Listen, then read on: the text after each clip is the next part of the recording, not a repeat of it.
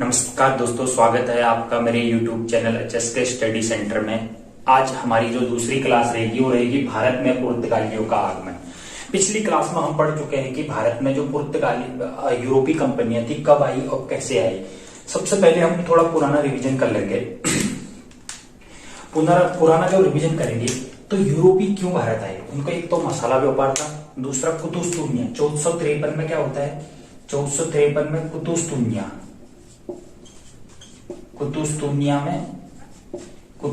में उस्मानिया साम्राज्य का नियंत्रण हो जाता है।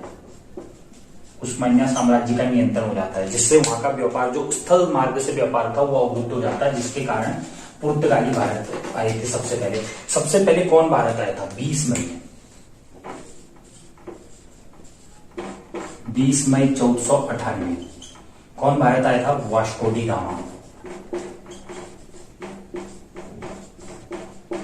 वास्को डी गामा भारत आया था। ये कहाँ आया था? कालीकट तट पे।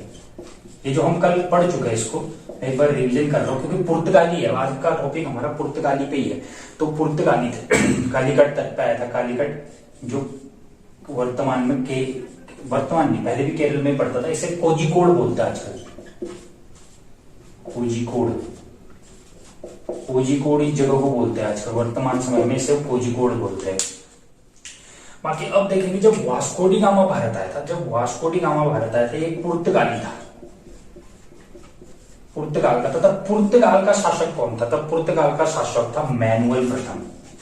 ये चीजें याद करना है, मैनुअल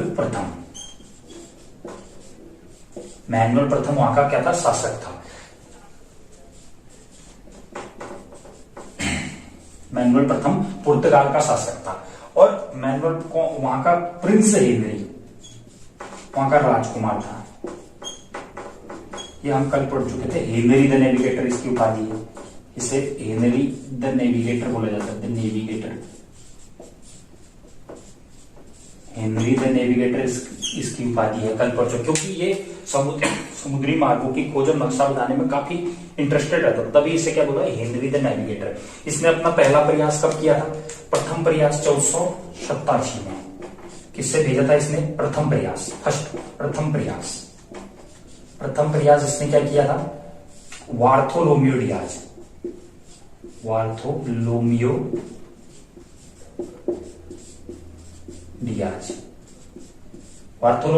कहां तक आया? Cape of Good Hope. दक्षिण अफ्रीका का तट है केप ऑफ गुड होप तट तक आया था। केप ऑफ गुड होप तट तक आया था। वहां से ये हिंद महासागर की तरफ नहीं आ पाया, उसके बाद ये वापस चले गए। और उसके बाद 1400 जो अगला प्रयास था, इसका सेकंड प्रयास था, जो वो कब था? 1497 में। 1497 में जो दूसरा प्रयास था, इसमें इसको वास्को डी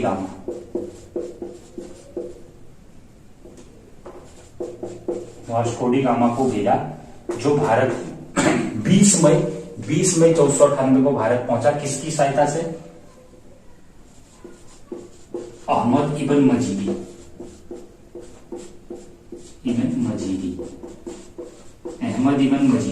ये गुजराती व्यापारी था, ठीक है।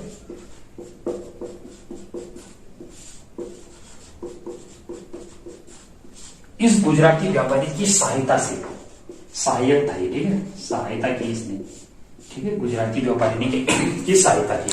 ये चीजें हम कल सारी चीजें पढ़ चुके हैं। 20 मई 1498 को वास्को डी गामा सबसे पहले भारत आया था। जो पुर्तगाली था वो सबसे पहले भारत आया था। कोई भी यूरोपी जो सबसे पहले भारत पहुंचा था वो कौन था? Vasco D gamma. Vasco D gamma अकेला नहीं आया था, इसके साथ और भी 3 या 4 जहाजों का बेड़ा आया था, लेकिन इसके नेतृत्व में आया था, तो इसी का नाम याद रहता है। और वार्थोलोमियो डियाज का पहला प्रयास था। और तब वहां का शासक कौन था? ये इंपोर्टेंट है। ये जब ये आया था, वहां का शासक था मैनुअल प्रथम, और वहां का जो राजकुमार था प्रिंस हेनरी द नेविगेटर। और कहां पर आया था? कालीकट के तट, केरल, जिसे कोझिकोड बोला जाता है। मालाबार तट पे है ये, ठीक है। कोझिकोड में पहुंचा था। और किसने सहायता की? अहमद इब्न मजीदी नामक एक गुजराती यात्री ने इसकी सहायता की। कहां से होते हुए आया था? केप ऑफ गुड होप से होते हुए, हिंद महासागर होते हुए ये कालीकट तट पे पहुंचा था। अब मैं इसे साफ कर रहा हूं।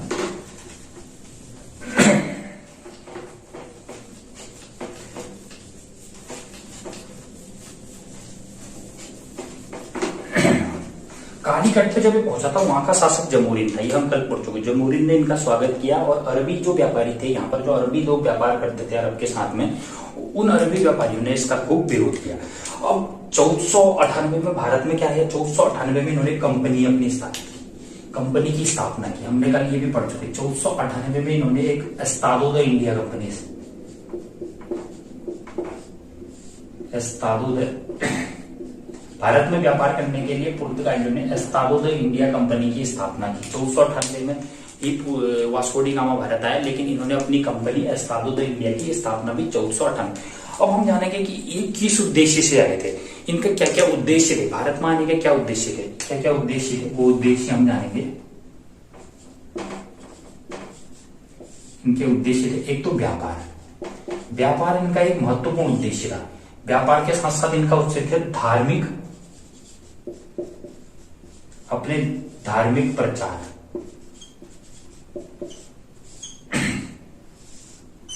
और तीसरा कारण था इनका हिंद महासागर पर प्रभुत्व।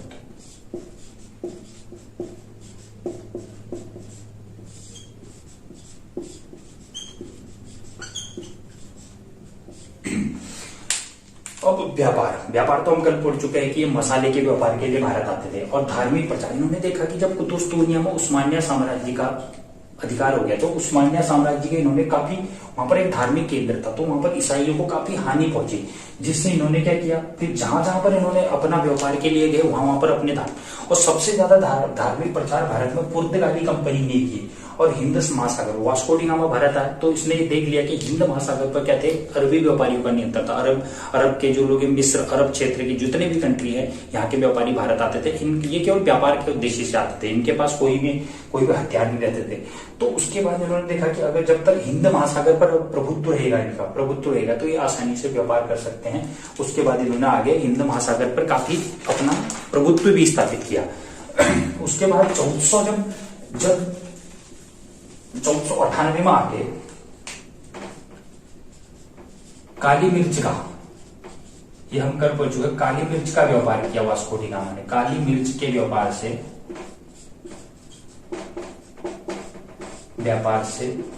60% मुनाफा कमाया।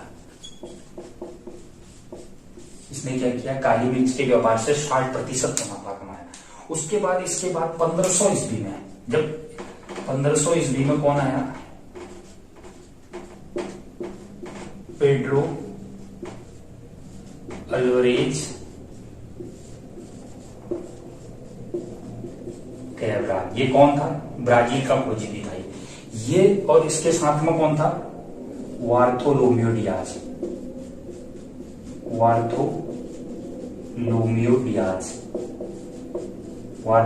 डियाज 13 जहाजी बेड़ा, 13 जहाजों के साथ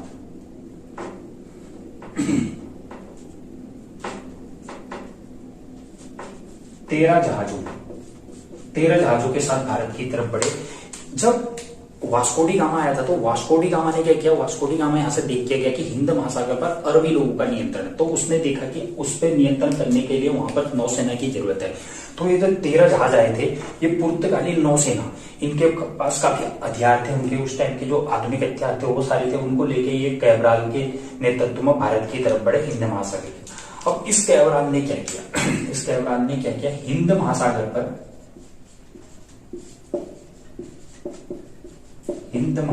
पर अरबी लोगों से युद्ध किया, अरबी व्यापारियों से युद्ध किया, ठीक है, अरबी व्यापारियों से इसने युद्ध किया और उन्हें पराजित किया। उन्हें क्या किया, पराजित किया, और उन्हें पराजित कर दिया इसने हिंद महासागर पर। और हिंद महासागर पर और इसने एक काम किया, कालीकट छोड़ के इसने कुन्नूर और कोचीन में अपने व्यापार को स्थापित किया। उसके बाद ये चला,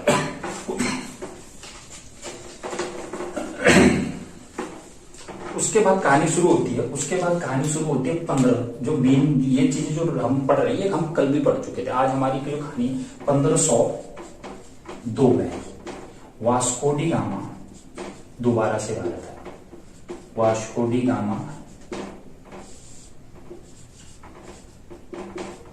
दोबारा भारत आया, ठीक है।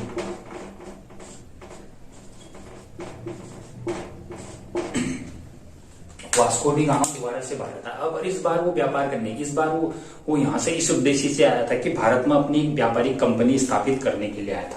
तो इसने क्या किया, सन 1503 में कोचीन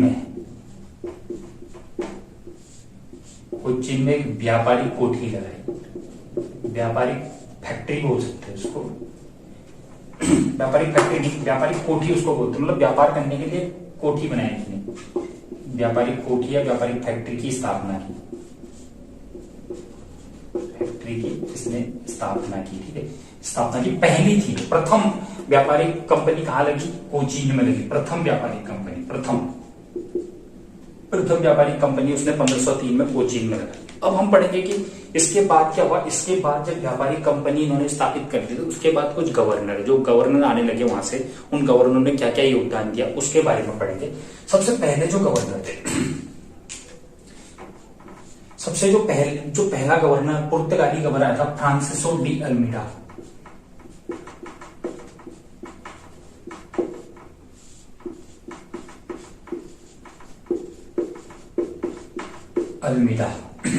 ये नाम याद रहना चाहिए। ये प्रथम गवर्नर जनरल थे, 1505 में भारत आया था। ठीक है, 1505 में भारत आया था, प्रथम गवर्नर।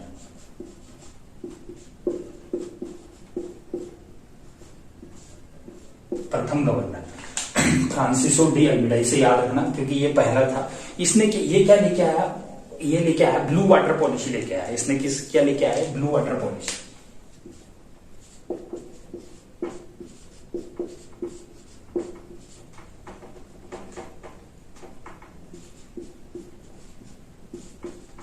ये क्या लेके आया, ब्लू वाटर की पॉलिसी या नीले जल की नीति को ये भारत में लेके आया। और इसने जैसे ये हम समझते हैं कि जैसे हमारा ये गुजरात एरिया है, ये भारत हो गया, ठीक है, ये बंगाल हो गया, तो यहाँ पर इन्होंने कोचीन और इन एरियाओं में अपनी फैक्ट्रीज लगाई थी। तो ये जो हिंद महासागर है, यहाँ पर जो हिंद महासागर था, हिंद महासागर पर जो फ्रांसिसो डी अल्मीडा है, इन्होंने क्या किया, इस बंदे ने क्या किया, हिंद पर व्यापारिक कंपनी इसने ज्यादा फैलाई नहीं, इसने क्या किया, हिंद महासागर पर ही अपना प्रभुत्व स्थापित करने में अपनी जो पूरी सेना थी उसे क्या लगा दिया, यहाँ पर लगा दिया। और इसने क्या किया, यहाँ पर क्या था, गुजरात, यहाँ पर गुजरात एरिया से, ठीक है, इसने अगला काम किया गया गुजरात। और दूसरा यहाँ पर व्यापार कर देते, अरब में मिस्र पड़ता है, और ऊपर हम देख रहे, जहां कल हमने देखा था कि मानचित्र में टर्की था। इन क्षेत्रों पे क्या किया इसने, मिस्र, तुर्की,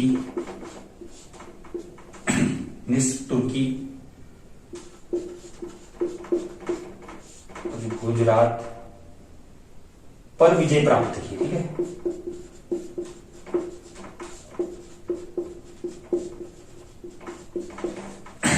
पर विजय प्राप्त की। ये जो था हिंद महासागर पर फ्रांसिसो डी अल्मीडा ने पूरा अपना अधिकार जमा लिया था। फ्रांसिसो डी अल्मीडा ने अपनी सेना के साथ अपना पूरा अधिकार जमा लिया था। तो उसके बाद क्या होता है, जो मिस्र को इस दिक्कत किससे हो रही है, अरबी और तुर्की को भी इससे दिक्कत हो रही थी, और बाकी गुजराती व्यापारी को, इन तीनों ने मिलकर इस पे आक्रमण किए, इस फ्रांसिसो। और लेकिन इसमें क्या होता है, फ्रांसिसो डी अल्मीडा को इनको हरा देता है और विजय प्राप्त कर लेता है। इसके बाद इसका जो सबसे इंपॉर्टेंट थिंग है, इसने ब्लू वाटर पॉलिसी किसने चलाई, और प्रथम गवर्नर है। ये दो चीजें याद रखना, फ्रांसिसो डी अल्मीडा। अगर आपको याद नहीं रहता तो अल्मीडा याद रखो, 1505 में आया था, पहला गवर्नर जनरल था, ये पुर्तगाल का पहला गवर्नर जनरल था। और इसने ब्लू वाटर पॉलिसी चलाई, नीले जल की नीति। इसका जो विशेष फोकस था कहां पर था, हिंद महासागर पर था। हिंद महासागर पर इसने अपना पूर्ण एकाधिकार जमा लिया था, जिससे परेशान होकर मिस्र, तुर्की और गुजरात ने इस पे आक्रमण किया, और आक्रमण करने के बाद ये विजयी होता है। उसके बाद इसने और कुछ नहीं किया। उसके बाद जो दूसरा आता है, दूसरा कौन आता है, उस की हमें आवश्यकता पड़ेगी। जो दूसरा आता अल्फासो डी अल्बुकर्क, इस नाम को भी ये द्वितीय था, इसको भी जरूर याद रखना, द्वितीय गवर्नर था ये।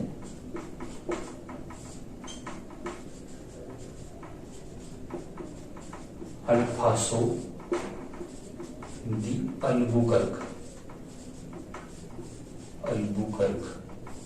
ये नाम भी याद रखना, ये द्वितीय गवर्नर था। इसे क्या, इसे वास्तव पुर्तगाली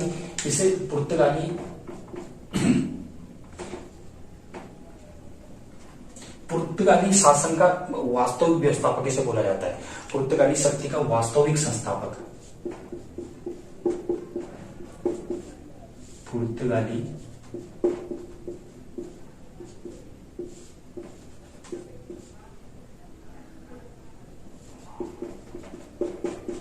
वास्तविक संस्थापक इसे बोला।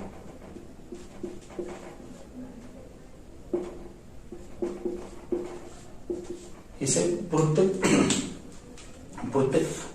पुर्तगाली शासन का वास्तविक संस्थापक बोला जाता है इसे। ये द्वितीय गवर्नर था अल्फासो दी अल्बुकर्क। इसने क्या क्या किया, इसने क्या क्या किया भारत में, इसने सबसे पहले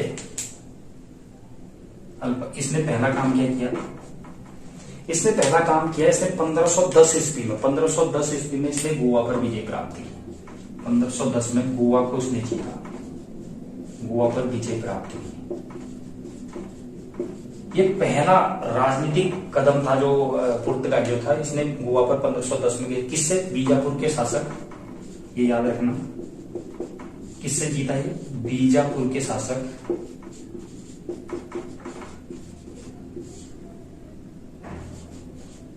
यूसुफ आदिल शाह।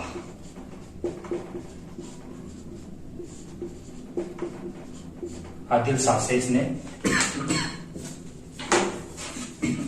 यूसुफ आदिल शाह से इसने गोवा पर विजय प्राप्त की। और दूसरी चीज इसने क्या चलाई, दूसरी चीज इसने चलाई कि पुर्तगालियों की विवाह प्रणाली चलाई। पुर्तगाली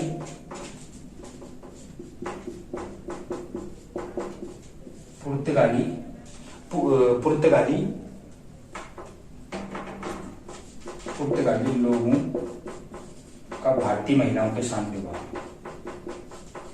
भारतीय महिलाओं के साथ विवाह की नीति इसने चलाई। जो इंपोर्टेंट है, पुर्तगाली लोगों को यहाँ पर ये क्या करना चाहता, अपनी पुर्तगाली कॉलोनियों को या अपनी पुर्तगाली बस्तियों को बढ़ाना चाहता था, जिससे वहां से इतने लोग बुलाना तो पॉसिबल। इन्होंने क्या किया, यहाँ की महिलाओं के साथ पुर्तगाली अगर विवाह करेंगे तो इससे क्या होगा, पुर्तगाली लोगों की संख्या बढ़ेगी। और तीसरा, इसने सती प्रथा को कम कराया। सती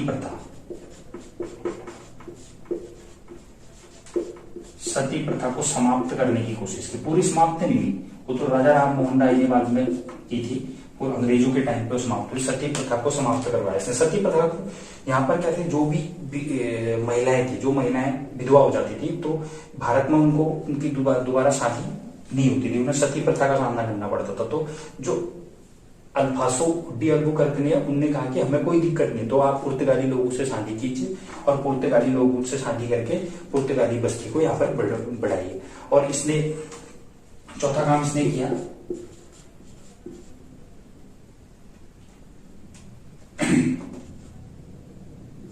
इसने मलक्का पर नियंत्रण प्राप्त किया। मलक्का पर नियंत्रण प्राप्त किया। और पांचवा, इधर हमारा हिंद महासागर से इधर एक है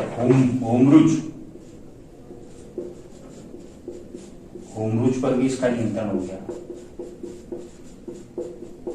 जहां जहां पर इसने अपना नियंत्रण स्थापित किया वहां पर इन्होंने अपनी कॉलोनियां बसाई। ठीक है, कॉलोनियां बसाई, जैसे गोवा, दमन द्वीप, होमरुज, मलक्का, यहाँ सभी जगह पर इनकी बस्तियां धीरे धीरे भारत में बढ़ने लग गई। ये द्वितीय गवर्नर था, इसके बारे में थोड़ा पढ़ ले, एक बार फिर से देख ले। अल्फासो डी अल्बुकर्क जो था वास्तविक संस्थापक माना जाता था, पुर्तगाली सत्ता का वास्तविक संस्थापक भारत में माना जाता है। 1510 ईस्वी में 1510 में इसने गोवा पर विजय, ये सबसे इंपोर्टेंट, गोवा पर विजय किसने प्राप्त की? 1510 ईस्वी में अल्फासो डी अल्बुकर्क ने विजय प्राप्त की। उसके बाद किससे? बीजापुर के शासक यूसुफ आदिल शाह से सती प्रथा का समाप्त।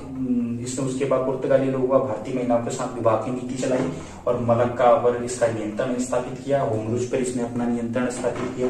सती प्रथा का इसने समाप्ति करवाई, सती प्रथा को इसने समाप्त करवाया। अब इसके बाद एक और गवर्नर आते हैं, जैसे दो गवर्नर आए, इसके बाद एक गवर्नर आते हैं नीनो दी कुना, उनके बारे में भी हम पढ़ने आएंगे थोड़ा।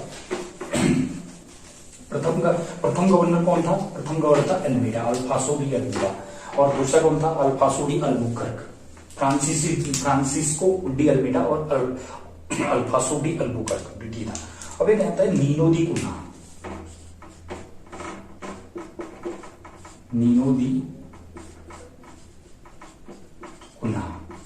नीनो दी कुन्हा ने क्या कराया, सन 1530 में, 1530 में गोवा को इन्होंने अपना मुख्यालय बनाया, गोवा को मुख्यालय बनाया, अपना मुख्यालय बनाया, ठीक है, गोवा को इन्होंने अपना मुख्यालय बनाया। और उसके बाद 1535 में द्वीप पर अपना अधिकार कर लिया, द्वीप पर अधिकार कर लिया। जो दीनो दी कुन्हा ने 1530 में गोवा पर, उसके बाद इन्होंने 1535 में द्वीप पर, और 1559 में एक घटना होती है, 1559 में इन्होंने दमन पर अधिकार किया, दमन पर भी अपना अधिकार कर लिया।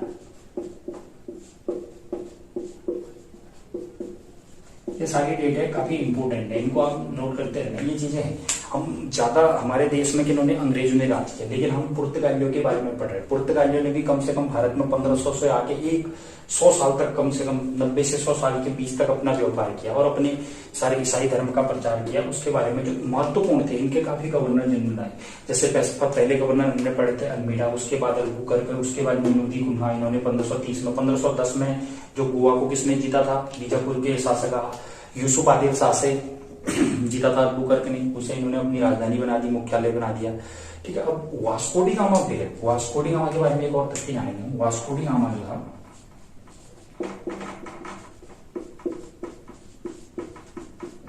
वास्को डी गामा जो था, वास्को डी गामा 1500 का टाइम चल रहा, 1900 हो गया, 1524 में तीसरी बार भारत आया, तीसरी बार भारत आया।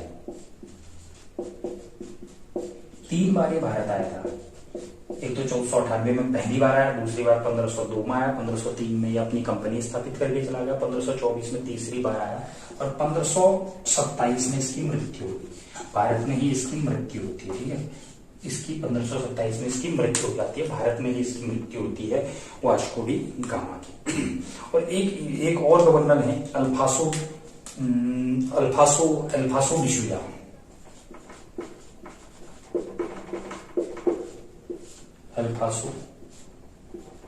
डिसूजा, अल्फासो डिसूजा ने क्या किया, ये सेंट जोबियर, इन्होंने ये सेंट जोबियर, जो सेंट जोबियर था पादरी, जोबियर को भारत लाए, इसके टाइम पे भारत लाएंगे। ये कौन था, एक पादरी था, कौन था, ये पादरी था। चर्च जो था, चर्च की स्थापना कब हुई थी वो बताएंगे हम बाद में। 1510 में सेंट थॉमस चर्च जो था, सेंट थॉमस चर्च बना, सेंट थॉमस चर्च में आया था। 1510 में क्या हुआ था, सेंट, ये भी याद रखना, सेंट थॉमस चर्च की स्थापना की थी। वहां पर ये पादरी आए, लेके आए थे, जो सेंट जोबियर को भारत लाया था अल्फासो डिसूजा। उसके बाद हम पढ़ेंगे, इन्होंने अपनी बस्तियां बना दी, कहां पर। अब इनका व्यापार फैलने लगा, जैसे जैसे इनका व्यापार फैलने लगा तो इन्होंने क्या किया, अपनी नीतियों से भारत में अपनी जनसंख्या को इन्होंने बढ़ाना शुरू कर दिया। जैसे जैसे इनकी नीतियां बढ़ते रही तो इनके अपनी बस्तियां भी बढ़ते रही। अब इनकी अपनी बस्तियां कहां पर फैली, कुछ जो महत्वपूर्ण प्लेस है उनके नाम आप देख लीजिए। कोचीन,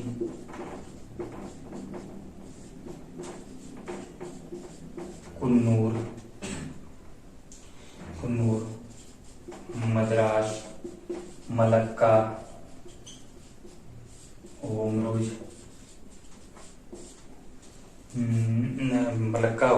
दमन द्वीप, इन सब पर अधिकार किया इन्होंने। कब दमन द्वीप कब अधिकार किया, 19 में द्वीप पर अधिकार किया, 35 में दमन द्वीप,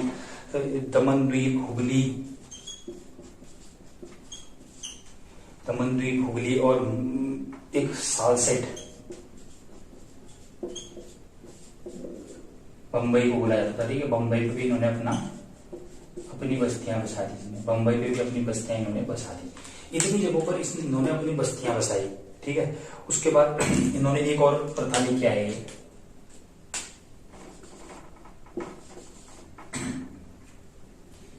ये लेके आए, कार्ट्रेज पद्धति लेके आए, कार्ट्रेज प्रणाली लेके आए, यानी ये परमिट है, परमिट पद्धति, ठीक है, इसको मैं समझाऊंगा। ये कार्ट्रिज प्रणाली है क्या? ये कार्ट्रिज प्रणाली, ये क्वेश्चन पूछा जाता है कार्ट्रिज प्रणाली। ये क्या था? जो भी हिंद महासागर में जो भी जहाज जाएगा वो इनसे कार्ट्रिज यानी मतलब एक परमिट लेके जाएगा। अगर नहीं अगर परमिट लेके आएगा तो इन्होंने अपना एकाधिकार कर रखा है। एकाधिकार के जरिए क्या करते थे? हिंद महासागर पे जहाजों को लूटते थे, ये लूट पाट करते थे। ये लुटेरू से, ये खुद लुटेरे थे, उनसे अपने से खुद बचाने के लिए कार्ट्रिज प्रणाली इन्होंने चलाई थी। इवन यहाँ तक कि मुगल शासक अकबर को भी ये कार्ट्रिज प्रणाली, कार्ट्रिज परमिट लेके चलना पड़ता था। उनसे वो उसके बदले में टैक्स नहीं लेते थे, पैसा नहीं लेते थे, लेकिन लेना पड़ता था। मुगल शासक को भी ये वो लेना पड़ता था हिंद महासागर में। और इन्होंने परमिट जो लेता था उन पे भी नियंत्रण लगा रखा था। उनको गोला बारूद और जो भी हथियार थे, हथियार और मसाले को व्यापार के अलावा अन्य व्यापार करने की छूट दी गई थी इसमें। अब इनके पतन का कारण जानते हैं। अब ये इनके पतन का कारण जानते हैं। इनका पतन क्यों? इनके ये ज्यादा टाइम तक क्यों नहीं भारत में अपना व्यापार कर पाए? इनकी पद्धति सबसे इनके पतन के कारण।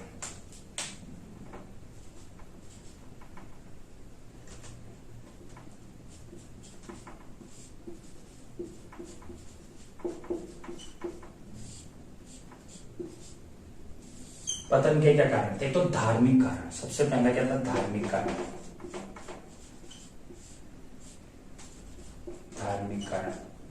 धार्मिक कारण में क्या होता है? इन्होंने ईसाई धर्म का बहुत प्रचार किया, बहुत ज्यादा भारत में प्रचार किया। ईसाई धर्म का बहुत बल दिया, क्योंकि यहाँ पर भारत में हिंदू और मुस्लिम रहते थे। हिंदू और मुस्लिम की कई ज्यादा थी। इन्होंने धार्मिक इस पे बहुत ज्यादा बल दिया, जिससे कि इनका विरोध किया गया बहुत ज्यादा। क्योंकि भारत में क्या थे? हिंदू और मुस्लिम की संख्या ज्यादा थी। और दूसरा पुर्तगाल का स्पेन पे कब्जा, पहला ये था। दूसरा, पुर्तगाल एक छोटा सा देश था। पुर्तगाल पर किसका कब्जा हो जाता है? पुर्तगाल पर स्पेन का कब्जा हो जाता है। वहां भी वार चलते रहते थे, यूरोप में भी आपस में इनके टकराव होते। स्पेन का कब्जा हो जाता है। उसके बाद यहाँ पर वहां के राजा जो थे इस पर बल नहीं दे पाए। और तीसरा था यूरोपीय कंपनियों से संघर्ष। अन्य यूरोपीय कंपनियां आ चुकी थी यहाँ पर, ठीक है। अंग्रेज कितने शक्ति से? यूरोपीय कंपनियों से संघर्ष। अन्य यूरोपीय कंपनियों से संघर्ष हुआ इनका। बाद में ये जो यूरोपीय कंपनी से संघर्ष है, बाद में जैसे अंग्रेज आए उनके बारे में हम पढ़ेंगे, तो उनकी लड़ाइयां और इनसे कब कब कहां पर संघर्ष हुआ उसके बारे में। लेकिन ये भी एक कारण था, धार्मिक कारण था ये था। और लूटमार जो इन्होंने, एक चौथा कारण हम ये भी कर सकते हैं कि हिंद महासागर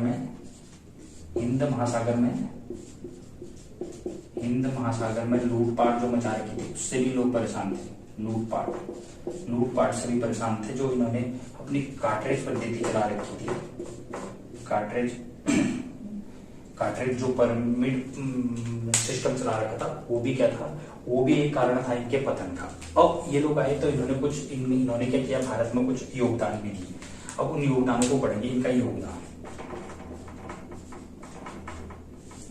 प्रथम प्रिंटिंग प्रेस।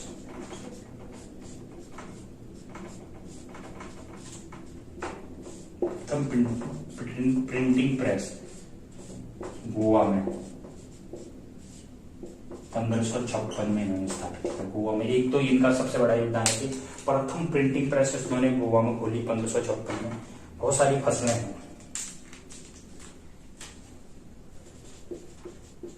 फसल जैसे तंबाकू, कहुआ, आलू, टमाटर, अनानास, अल्फांसो आम,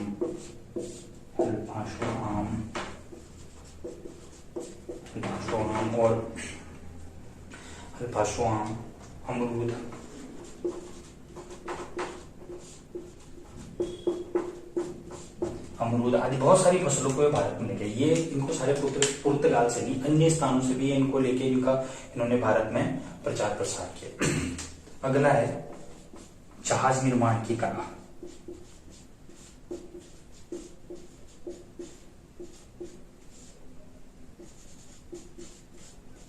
क्या है? इन्होंने जहाज निर्माण की कला लेके आई। जहाज निर्माण की जो जहाज थे इनके, जो जिन जहाजों से लंबी दूरी करते थे उसके निर्माण की कला दिखाई।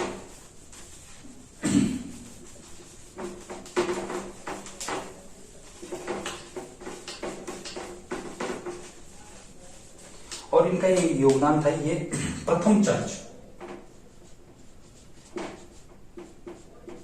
चर्च कहां लगाया था इन्होंने? 1510 में सेंट थॉमस, इसका नाम है सेंट थॉमस चर्च, आज भी केरला में है। इसमें ये एक चीज लाए, गौथिक सत्यापन करा, ये भी पूछा जाता है, गौथिक सत्यापन कला, गौथिक कला लेके आए, गौथिक सत्यापन कला। इस कला में क्या था, जो हमारी बिल्डिंगें बनती, इस टाइप की बिल्डिंगें बनती हैं, चर्च आपने देखा होगा इस टाइप की बनते रहती हैं, इस कला को ये सबसे पहले भारत में लेके आए, गौथिक सत्यापन कला को भारत में लगे। ये भी बहुत इंपॉर्टेंट है, ये भी काफी बार पूछा जाता है। इन्होंने योगदान के साथ साथ उसके बाद क्या हुआ, जब अंग्रेज भारत आए तो इनके व्यापार कम हो गए। इन्होंने कुछ ही जगहों पर, जैसे हमारा क्या है गोवा पे इनका अधिकार था। स्वतंत्रता प्राप्ति, ये सबसे पहले भारत है, एक खासियत है कि ये 1498 में भारत आए और सन 1961 में भारत से गए। सबसे पहले आता है, सबसे लास्ट में ये जाते हैं, ठीक है, सबसे पहले। अब इनका पतन कब हुआ? पतन तो इनका धीरे धीरे हो गया, लेकिन उसके बाद हम ये भारत में टिके रहे, इनकी बस्तियां पूर्ण रूप से, जैसे इनके गवर्नर आते रहे। जब हम 1947 स्वतंत्रता प्राप्ति, हम स्वतंत्रता प्राप्ति के समय इनका गवर्नर कौन था? इनका गवर्नर, गोवा का गवर्नर बोस्सा था, इसको भी पूछा जाता है कभी कभी, बोस्सा था गोवा का गवर्नर, ठीक है, गोवा का गवर्नर। गोवा पे क्या था? पुर्तगाल का अधिकार था। उसके बाद इनका अंतिम गवर्नर कौन था? इनका अंतिम गवर्नर था मैनुअल एंटीनियो। मैनुअल एंटीनियो 1961 में, ये लास्ट में, जब 1961 में भारत ने इसे क्या किया, आजाद किया था ऑपरेशन विजय द्वारा। ये भी इंपॉर्टेंट है, ऑपरेशन विजय द्वारा गोवा को क्या कराया गया? आजाद कराया गया। गोवा में इनका साम्राज्य था। तो हमारे स्वतंत्रता प्राप्ति के बाद भी ये गोवा में थे, इनको आजाद कराया ऑपरेशन विजय से। 19 दिसंबर सन 1961 ये डेट है। और उसके बाद इन्होंने क्या किया, इसको एक केंद्र शासित प्रदेश बनवा दिया, ठीक है, क्योंकि भारत ने ऑपरेशन विजय द्वारा इसे क्या किया, ऑपरेशन विजय द्वारा इसे 19 दिसंबर 1961 को इसे आजाद कराया गया। तो उसके बाद जो पुर्तगाली वहां पर थे, पुर्तगाली ने इसे क्या किया कि इसे, यहाँ पर क्या थे, पुर्तगाली लोगों की बस्तियां थी, तो उन्होंने बोला कि इसे भारत अपने सीधे सरकार के अंडर है। जो आज की क्लास में पढ़ा हमने, पुर्तगाली आए। सबसे पहले कौन सा पुर्तगाली? वास्को डी गामा भारत आया। उसके बाद कौन आया? 1502 में कैब्राल, पेड्रो अल्वेज कैब्राल आया, बार्थोलोमेओ डियाज के साथ में। उसके बाद इनका पहला गवर्नर 1505 में कौन आया? 1505 में अल्मेडा, फ्रांसिसो डी अल्मेडा। उसके बाद जो दूसरा गवर्नर था, जो जिसे इनका वास्तविक शासक माना जाता था, वास्तविक संस्थापक माना जाता था, वो था अल्बुकर्क। उसने बहुत सारे काम किए। और एक नीनो दी कुन्हा अपनी मुख्यालय बनाया गोवा में, नीनो दी कुन्हा ने। और बाकी इन्होंने क्या किया, बहुत सारे प्रिंटिंग प्रेस, जो इम्पोर्टेंट चीज है, प्रिंटिंग प्रेस को 1556 में इन्होंने भारत में स्थापित की। प्रिंटिंग प्रेस इन्होंने भारत में स्थापित की। और एक गौथिक सत्यापन कला लेके आए। ये इंपॉर्टेंट चीज पूछी जाती है, ठीक है। और इनका पतन का कारण था, एक तो स्पेन पे अधिकार हो गया। इन्होंने धार्मिक असहिष्णुता यानी मतलब धार्मिक प्रचार ऐसा किया कि इन्होंने अपने ईसाई धर्म को, पूछा भी जाता क्वेश्चन की सबसे ज्यादा धार्मिक प्रचार किसने किया? पुर्तगाली कंपनी ने किया। धन्यवाद दोस्तों। अगले वीडियो में हम पढ़ेंगे डच भारत कैसे आए। अगर वीडियो अच्छी लगे तो इसको लाइक कीजिए, सब्सक्राइब कीजिए और ज्यादा से ज्यादा लोगों को शेयर कीजिए। और आप जो मैं चीजें लिखवा रहा हूँ यहाँ पर, इसको नोट करते रहिए और पढ़ते रहिए। जैसे मैं एक कहानी के तौर पर छोटे छोटे नोट्स के तौर पर समझा, आप ऐसे ही समझिए। जहां पर भी आपको कोई दिक्कत होती है तो कमेंट कीजिए, उसमें लिखिए और पूछिए क्वेश्चन। धन्यवाद दोस्तों।